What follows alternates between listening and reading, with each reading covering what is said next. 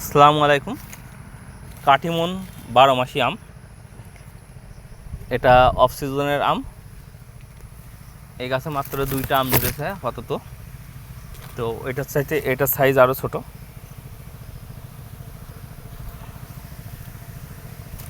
আর 3টা আম ধরেছে, এই যে আর একটা ধরেছে, ছত্রাকের আক্রমণ আছে। কাটিমন 12 মাসি আম বাংলাদেশের আবহাওয়াতে যতগুলো 12 মাসি আম আছে এর ভিতরে কাটিমন সবচাইতে 12 মাসি আমের ভিতরে সুস্বাদু আম, এবং এর আটি খুবই পাতলা।